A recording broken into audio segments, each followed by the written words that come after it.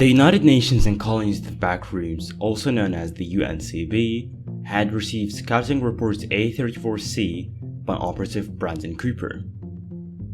Brandon Cooper was patrolling Level 1, and he found a body subject to blunt force trauma, unquestionably abnormal, as it's known that bodies in Level 1 tend to go missing. The operative was able to determine that the corpse was in fact human, but the state of the corpse was gruesome. The operative described the body as being pure paste while having their hands, feet, and a couple of ribs still intact.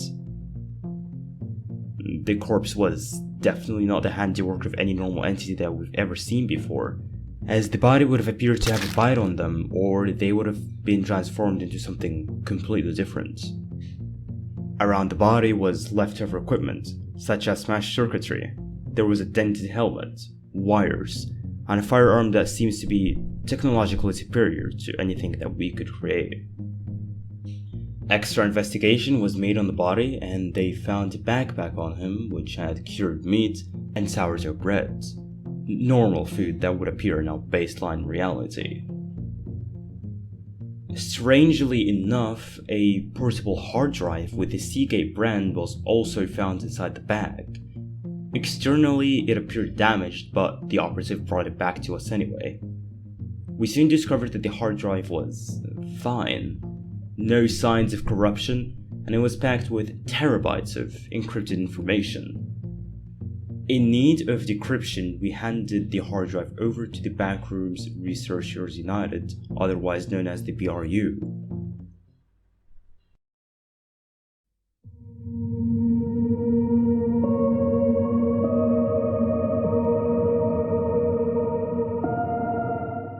Shortly after the discovery of the hard drive, Operative Saffron K created a posterity report.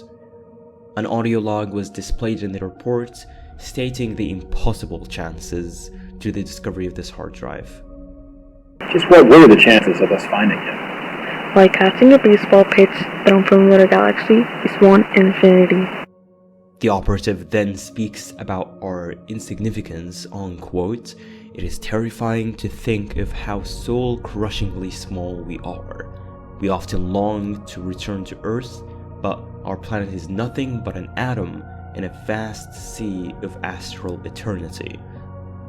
We were nothing but mere humans located in a world filled with greed, selfishness, and pride, until our mysterious disappearance led into an even more terrifying world, where it is filled with nothing but horror, the Backrooms. As time passed, despite the immense size of each level in the Backrooms, colonies were formed very slowly. People dying to old age and disease was not a problem, as humanity aged in the Backrooms in a much less rate than that of on Earth, a curse to this god-forsaken place, but also an opportunity for the people to explore the mysteries of the Backrooms and possibly in return get to see home once more.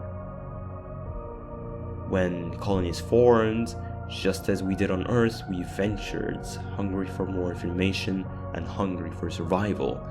We thought that the Backrooms was a limited, comprehensible space, but we never really got to see our end of the universe, and it's unlikely that we will see an end to the Backrooms either.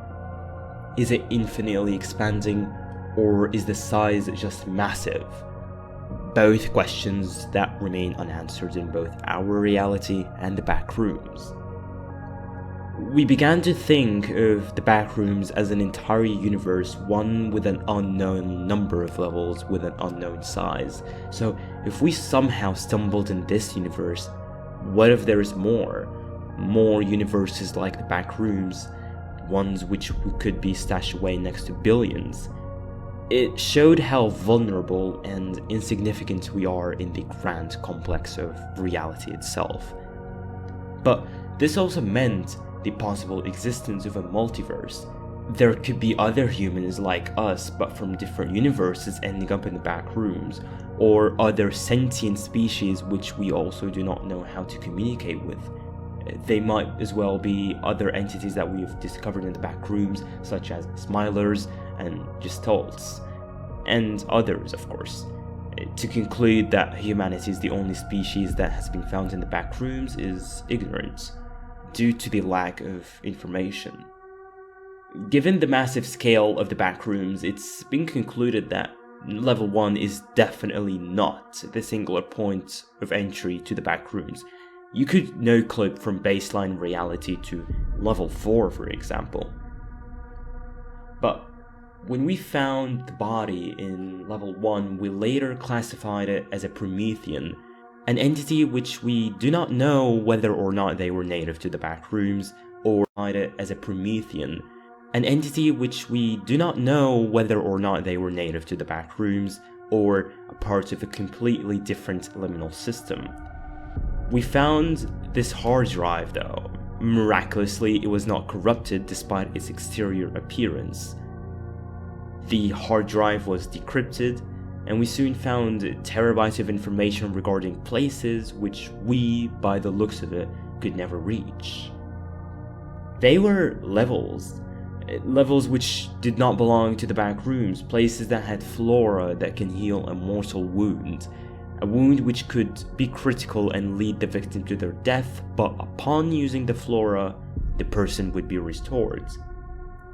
And we also found information about incredible entities that we could call the personification of horror itself. Incomprehensible monsters which we possibly have no chance of combating. But through all of this information, we found ciphers. Rounding them all up, they revealed a place named Antiquity, a gigantic metropolis with flourishing prosperity, filled with humanity, a place that can be called home. As Saffron says, the more the database is looked into, the bigger the possibility into connecting with a society that has a lot more experience with the realm than us. With the encrypted data and enciphering, it's become an ongoing theory in the UNCB that these security measures were put into place to prevent the information from falling into the wrong hands. But who, or rather what, could that be?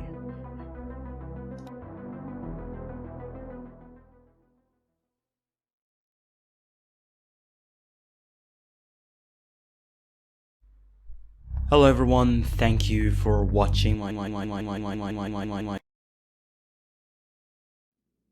The video will not end just yet. A secret level had been decrypted and he has kept it secret from you. Allow me to demonstrate.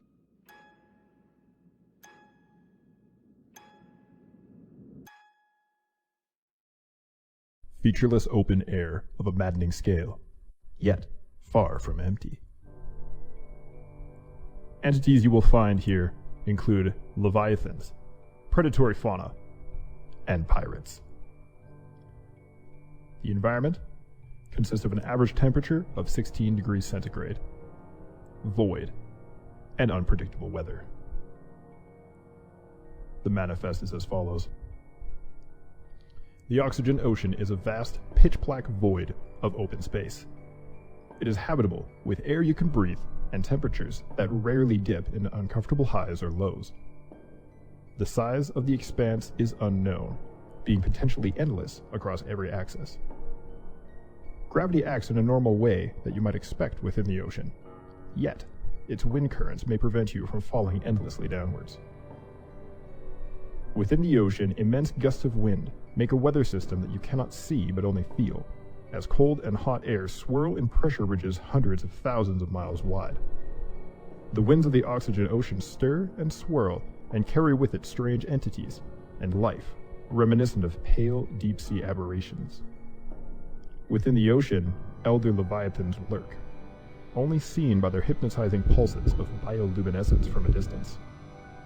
Without reference for scale, these beasts may be the size of buildings, or the size of planets.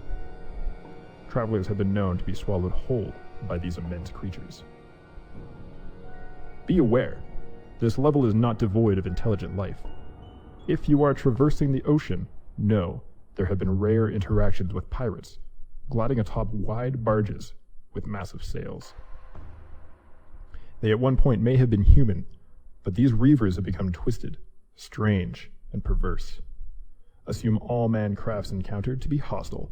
Entities simply kill, but reavers are intelligent. They will torture, maim, use, and imprison you for an assortment of awful purposes. Encounters have recorded flayed bodies with peeled skin dangled from the rigging as bait for food, among other tortures not needed to be listed in detail. There are no settlements within the Oxygen Ocean. Contact with barge Valkyria 3 has been lost. All crew and supporting members are assumed KIA. Curiously enough, door and window frames of various design and size free fall and tumble sporadically through the Oxygen Ocean. These frames act as stable portals of egress to and from the ocean to other levels. It is theorized that there are openings to every level of the Backrooms, soaring through the endless void of the Oxygen Ocean, although this cannot be proven. We can conclude, however, that every portal you will find will lead to a different level due to random chance, the laws of chaos, and the vast amount of levels all connected to the ocean. The chances of predicting which level a door or window frame will lead you to are astronomically low. Therefore, collecting or storing a portal on your barge is the only known way of consistent travel to and from the ocean.